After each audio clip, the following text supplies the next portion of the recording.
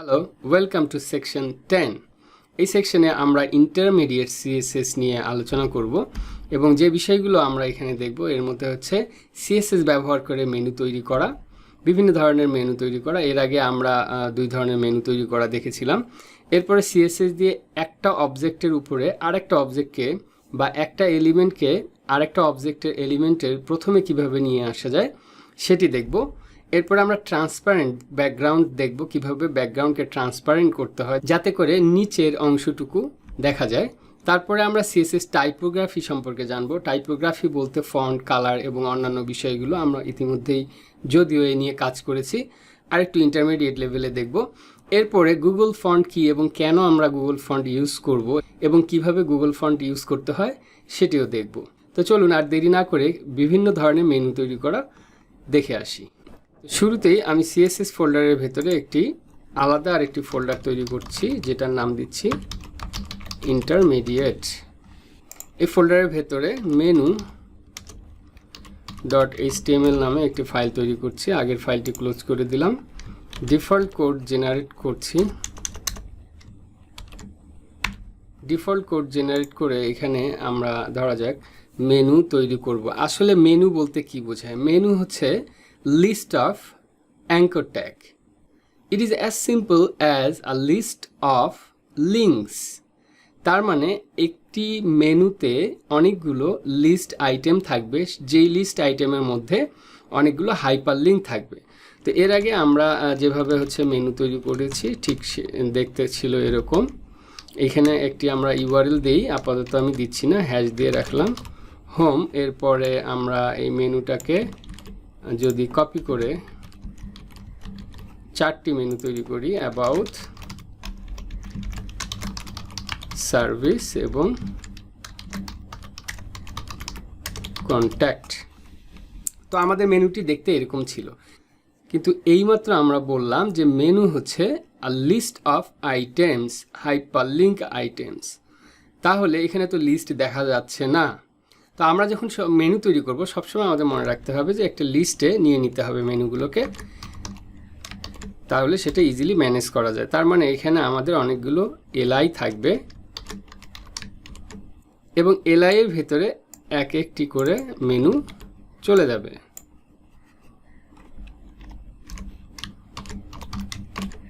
LI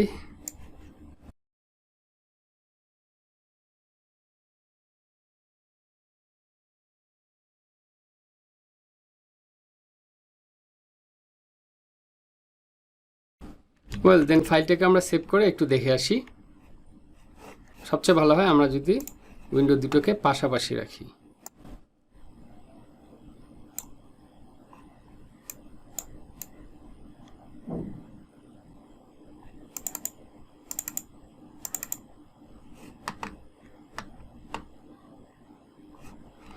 তো দেখা যাচ্ছে ডিফল্ট হিসাবে ভার্টিক্যাল মেনু চলে এসেছে, যেহেতু আমরা লিস্ট ইউজ করেছি। যদি লিস্ট ইউজ না করতাম তাহলে মেনুগুলো পাশাপাশি আসতো। এখন আমরা দেখব এর আগের সেকশনে আমরা যে হরাইজন্টাল মেনু তৈরি করেছিলাম, পাশাপাশি মেনুগুলো ছিল, ঠিক সেটি একটু অন্যরকমভাবে।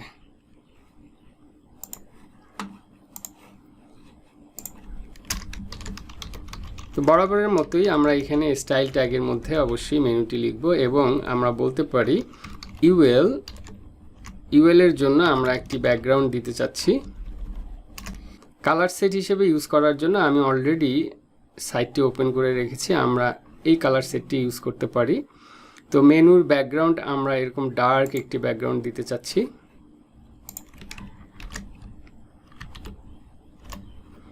ওকে, এরপরে আমরা যেটা করব ইউএল-এলআই, আমরা জানি এগুলো ডিসেন্ডেন্ট সিলেক্টর, তার মানে ইউএল এর যে চাইল্ড এলআই সেটিকে আমরা করতে চাচ্ছি ডিসপ্লে ইনলাইন ব্লক, যাতে করে লিস্ট আইটেমগুলো উপরে নিচে না এসে পাশাপাশি চলে আসে। ওকে, তাহলে সেভ করে একটু দেখে নিই। নাইস, তাহলে পাশাপাশি চলে আসছে। এখন আমরা যেটা করব, আমরা আমাদের যে অ্যাকচুয়াল কন্টেন্ট এ, সেই এলআই এর মধ্যে আমরা প্যাডিং ইউজ করব। ULLIA padding for all side আমরা দিতে পারি 30 পিক্সেল। তো দেখে আসি। Okay nice. উপরে নিচে আসেনি, এর কারণ কি? এর কারণ আগের লেকচারগুলো যদি দেখে থাকেন তাহলে অবশ্যই আপনি ধরতে পেরেছেন। এর কারণ হলো আমরা এ ট্যাগকে ডিসপ্লে ব্লক বলিনি। নর্মালি কোনো এ ট্যাগ ব্লক টাইপ নয়, অর্থাৎ পুরো জায়গা দখল করে থাকে না। যতটুকু টেক্সট থাকে ঠিক ততটুকু জায়গা দখল করে থাকে, যদিও আমরা এখানে প্যাডিং দিয়ে ডানে বামে একটু সরিয়েছি। এখন আমরা যেটা বলবো যে ডিসপ্লে ব্লক, তাহলে উপরে নিচের প্যাডিংটিও আমরা দেখতে পাবো। Okay nice. তো এখানে দেখা যাচ্ছে যে আমাদের মেনুটি উপরে নিচে জায়গাটি অনেক বেশি হয়ে গেছে। এই জন্য নতুন ধরনের আমরা শর্ট হ্যান্ড স্টাইল দেখব। এর আগে আমরা দেখেছি আমরা এইভাবে লিখতে পারি padding top 10 pixel, let's say padding bottom আমরা দিতে চাচ্ছি 10 পিক্সেল, প্যাডিং রাইট ওই আগের মতোই 30 পিক্সেল এবং প্যাডিং লেফট 30 পিক্সেল, এবং শর্ট হ্যান্ড আগের যেটা ছিল এটা উঠাই দিলাম। এখন যদি আমরা দেখি তাহলে এক্স্যাক্টলি আমরা এরকম চাচ্ছি। উপরে নিচে আমরা আরেকটু বাড়িয়ে 15 করতে পারি। Okay nice. তাহলে আমরা চাচ্ছি মেনুটি এরকম দেখাক প্যাডিংগুলো। এর জন্য একটা জিনিস খেয়াল করুন, টপ এবং বটমে সেম প্যাডিং এবং রাইট এবং লেফটেও সেম প্যাডিং। এই লেখাটাকে 4 লাইন না লিখে আমরা এক লাইনেই শর্ট হ্যান্ড করে লিখতে পারি। যেমন প্যাডিং, এখানে আমরা যদি এইভাবে দিই 15 pixel space 15 pixel space 30 pixel space 30 pixel, তাহলে এখন কথা হচ্ছে যে এই 15 পিক্সেল কাকে রিপ্রেজেন্ট করছে, লেফট রাইট টপ আর বটম। এটা মনে রাখার জন্য একটি সহজ উপায় আছে, সেটি হলো আমরা শুরু করব টপ থেকে শুরু করব এবং তারপরে আমরা ক্লক অর্ডারে ঘুরব। তাহলে প্রথমে হচ্ছে টপ, তারপরে রাইট, তারপরে বটম, তারপরে হচ্ছে লেফট। তাহলে আমাদের টপটা ঠিকই আছে, তারপরে যেহেতু রাইট এখানে আমরা 15 রাখতে পারছি না, রাইটে আমরা 30 চাচ্ছি, নিচে তারপরে হচ্ছে বটম, তাহলে এখানে হবে 15 এবং সব শেষে হচ্ছে লেফট। তাহলে এখন অর্ডারিংটা ঠিক আছে।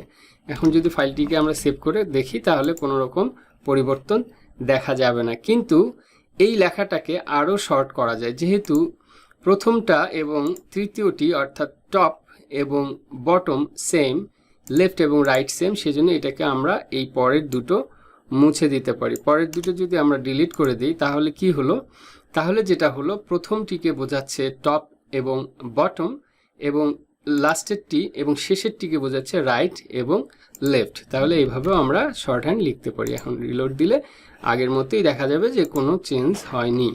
এখন আমরা যেটা করতে যাচ্ছি, এলআই এর টেক্সট ডেকোরেশন আমরা নান করে দেব, নান। এরপরে আমরা চাচ্ছি এলআই এর হোভারে ইউএল এলআই এ, আমরা এখান থেকে চাইলে ইউএলটা মুছেও দিতে পারি। যেহেতু লিস্ট আইটেমের ভেতরে এ ট্যাগটি আছে সেই কারণে আমরা ইউএল ট্যাগটি মুছেও দিতে পারি। এখন আমরা চাচ্ছি যে এই এলআই এর সবগুলো এলআই এর হোভারে একটা ব্যাকগ্রাউন্ড কালার দিতে। আমরা কালার সেট থেকে একটা কালার নিয়ে আসতে পারি। এটার জন্য আমরা এই কালারটিকে সিলেক্ট করতে পারি। Okay save, then let's C.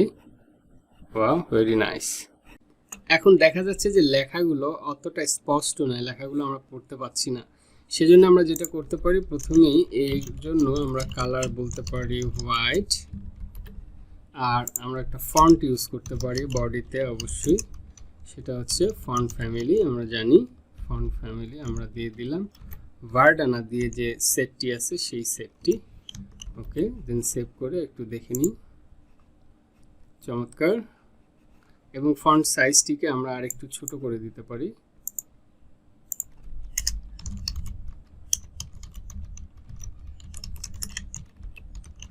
Pixel, default ব্রাউজারে 16 সেট করা থাকে। ওকে, চমৎকার। এখন আরেকটা জিনিস আমরা অনেক সাইটেই দেখে থাকি যে যেই পেজটি ইউজাররা ভিজিট করছে সেই পেজটি একটি কালার দিয়ে সিলেক্টেড অবস্থায় যে আছে সেটা বোঝানো হয়।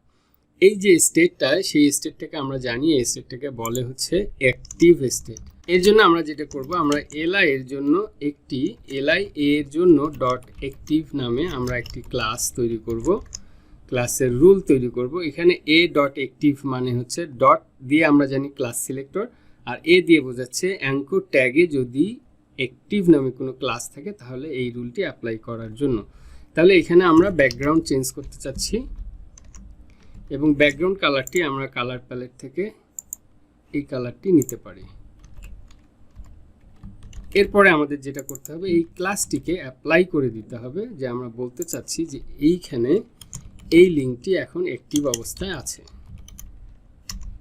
Class active. সেভ করলাম, এখন একটু আউটপুটটা দেখে আসি। ওকে, চমৎকার। তো এই হলো আমাদের হরাইজন্টাল মেনু তৈরি করা, এবং এখানে আমরা হোভার এবং অ্যাক্টিভ লিঙ্ক কিভাবে করতে হয় সেটিও দেখলাম। এর পরের লেকচারে আমরা দেখব কিভাবে ভার্টিক্যাল মেনু তৈরি করতে হয়। এর আগের লেকচারে আমরা দেখেছিলাম কিভাবে হরাইজন্টাল মেনু তৈরি করতে হয়, যেমন এই হরাইজন্টাল মেনুটি আমরা তৈরি করেছিলাম এবং অ্যাক্টিভ লিঙ্কও আমরা দেখেছি। কিন্তু আমরা হয়তো খেয়াল করেছি এই মেনুটির বাঁ দিকে একটা বাড়তি স্পেস আছে, যে স্পেসটি আমরা ফিক্স করিনি। তো এই স্পেসটি কিভাবে ফিক্স করা হয় এটার জন্য আমরা ভার্টিক্যাল মেনুতে দেখব, এবং পরবর্তীতে এই মেনুটিকে আপনি নিজে নিজেই ঠিক করবেন। ওকে, তাহলে চলে যাচ্ছি একটি নতুন ফাইল ক্রিয়েট করতে, যে ফাইলটির আমি নেম দিচ্ছি menu2.html নামে। এখানে বরাবরের মতোই আমরা ডিফল্ট কোড জেনারেট করে নেব, নেওয়ার পরে এখানে আমরা মেনুটি লিখব। আসলে মেনুকে বলা হয় নেভিগেশন বার, সেটা হরাইজন্টালি হোক অথবা ভার্টিক্যালি হোক।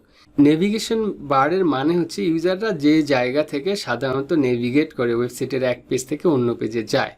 তো যাই হোক, আমরা নেভিগেশন বার, ভার্টিক্যাল নেভিগেশন বার করার জন্য আমাদের ঠিক ওই ইউএল এক্সাম্পলটি নিয়ে আসছি। এখানে কোনো স্টাইল রুল এখনও অ্যাপ্লাই করা হয়নি, আমরা এখন স্টাইল রুল অ্যাপ্লাই করব ভার্টিক্যালি মেনুটি দেখানোর জন্য। স্টাইল, কোনো রকম স্টাইল ব্যবহার না করে মেনুটি কেমন দেখায় আমরা জানি, কিন্তু তারপরও যেহেতু আমরা লেফট সাইডের যে বাড়তি স্পেসটুকু রিমুভ করতে চাচ্ছি, এর জন্য একটু দেখে আসলে ভালো হবে। তাহলে আমাদের মেনুটি দেখতে ঠিক এরকম, এবং আমরা দেখছি যে ব্রাউজার বাই ডিফল্ট লেফট সাইডে কিছু জায়গা রেখে দিয়েছে এবং লিস্টগুলো, আইটেমগুলোকে বুলেট দিয়ে মার্ক করেছে। তো প্রথমে আমাদের যেটা করতে হবে, অবশ্যই লিস্ট স্টাইল টাইপ, এর আগেও আমরা দেখেছি লিস্ট স্টাইল টাইপকে আমাদের বলতে হবে নান। অনেক ধরনের লিস্ট স্টাইল টাইপ হয়, যেমন যে স্টাইলটা দেখাচ্ছে এটাকে ডিস্ক বলে, স্কোয়ার হয় বুলেট যেগুলো আনঅর্ডার্ড লিস্টের জন্য, আর অর্ডার্ড লিস্টের জন্য আমরা জানি নিউমেরিক হয়, 1 2 3 4 ডিফল্ট থাকে, ABCD আমরা দিতে পারি।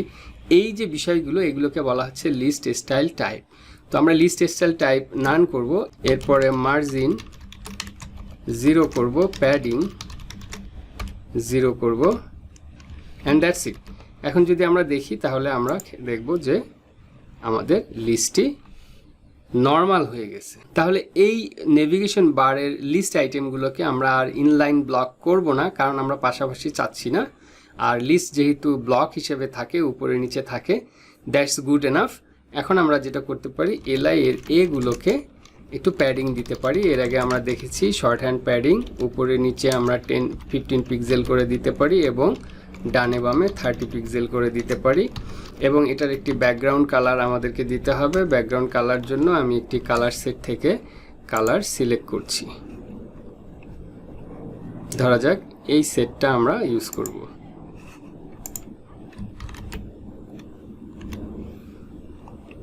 ওকে, এরপরে এলআই এ হোভার ব্যাকগ্রাউন্ড কালার আমরা দিতে চাচ্ছি এই কালারটিকে, এবং অ্যাক্টিভ লিঙ্কের জন্য আমরা lia.active নামে একটি ক্লাস তৈরি করলাম, যেটার জন্য আমরা একইভাবে ব্যাকগ্রাউন্ড কালার দেব ডার্ক কালারটিকে। আর অ্যাক্টিভ লিঙ্ক হিসেবে আমরা এই লিঙ্কটাকে দিয়ে দিতে পারি ক্লাস অ্যাক্টিভ। ওকে, তাহলে আউটপুটটি দেখে আসি। আউটপুটটি দেখা যাচ্ছে একটি জঘন্য অবস্থা। এর কারণটি কি আপনি কি আইডিয়া করতে পেরেছেন? কি কারণ হতে পারে?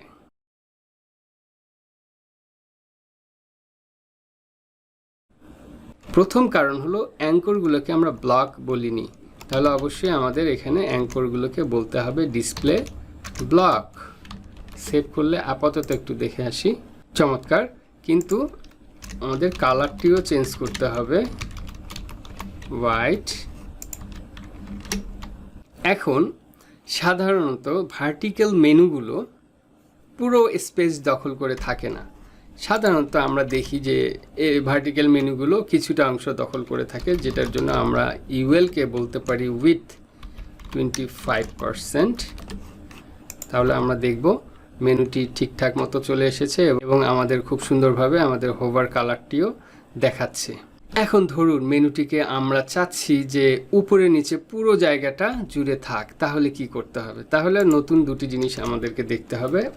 দ্য ফার্স্ট ওয়ান, হাইট আমাদের বলে দিতে হবে 100%, এবং পজিশন নামে আরেকটি নতুন প্রপার্টি আমরা দেখছি, যেটাকে অনেক ধরনের পজিশন হতে পারে। এখানে যেমন আপনারা সাজেশনে দেখছেন অ্যাবসোলিউট, ফিক্স, ইনহেরিট, ইনিশিয়াল, এই বিষয়গুলো আমরা ধীরে ধীরে দেখব। তো আমরা যেটাতে ইন্টারেস্টেড সেটা হচ্ছে ফিক্সড। আমরা যদি ফাইলটিকে সেভ করে আউটপুটটি দেখে আসি তাহলে দেখব যে কিছুই হয়নি, তেমন কিছুই চেঞ্জ হয়নি। অথচ আমরা চাচ্ছি যে ইউএলটি অর্থাৎ নেভিগেশন বারটি টপ থেকে একদম পেজের উপরে থেকে নিচ পর্যন্ত পুরো জায়গাটা দখল করে থাক। এর কারণ কি? এর কারণটি হয়তো আপনি ধরতে পেরেছেন। সেটা হলো যে আমরা ব্যাকগ্রাউন্ড দিয়েছি শুধুমাত্র এলআই এর ভেতরে যে অ্যাঙ্কর ট্যাগগুলো আছে, শুধুমাত্র অ্যাঙ্কর ট্যাগের ব্যাকগ্রাউন্ড আমরা দিয়েছি। লিস্ট আইটেমগুলোর জন্য আমাদের ব্যাকগ্রাউন্ড দিতে হয়নি, কারণ প্রত্যেকটি লিস্ট আইটেমে এক একটি করে অ্যাঙ্কর আছে। তাহলে এখানে 4টি লিস্ট আইটেমের 4টি অ্যাঙ্করের ব্যাকগ্রাউন্ডগুলোই শুধুমাত্র এখানে দেখাচ্ছে। কিন্তু ইউএল যে পুরো জায়গাটা জুড়ে আছে টপ টু বটম হাইট 100%, সেটি কিন্তু আমরা বুঝতে পারবো না যদি না আমরা এখানে একটি ব্যাকগ্রাউন্ড কালার দিয়ে দিই। তাহলে ব্যাকগ্রাউন্ড কালার হিসেবে আমি কালার সেট থেকে এই সেটের হালকা কালারটিকে দিয়ে দিচ্ছি। এখন সেভ করে আউটপুটটি দেখে আসি। Wow, nice. তাহলে এখন দেখা যাচ্ছে যে পুরো জায়গাটা জুড়েই আছে। এখন দেখা গেল যে একটা সময় মেনু আইটেমগুলো এখানে নেভিগেশন বারে হয়তো আরও অনেক উইজেট আমরা এক এক করে অ্যাড করলাম। একটার পরে একটা উইজেট অ্যাড করার পরে যখন পেজের শেষ সীমানায় চলে আসবে তখন কি হবে? তখন তো বাড়তি যে মেনুগুলো সেগুলো দেখা যাবে না। এর জন্য আরেকটি স্টাইল ইউজ করা হয়, যেটাকে আমরা বলি ওভারফ্লো। ওভারফ্লো হিডেন আমরা দেব না, আমরা বলবো অটো। অর্থাৎ যদি বাড়তি কোনো উইজেট এখানে আসে, যেহেতু মেনুটি ফিক্সড, এরা 100% জায়গা জুড়েই থাকবে। আমরা যদি পেজ স্ক্রল করি তখনও, তো সেই ক্ষেত্রে মেনুটি যেন বাড়তি টেক্সটগুলোকে নিচে দেখায়।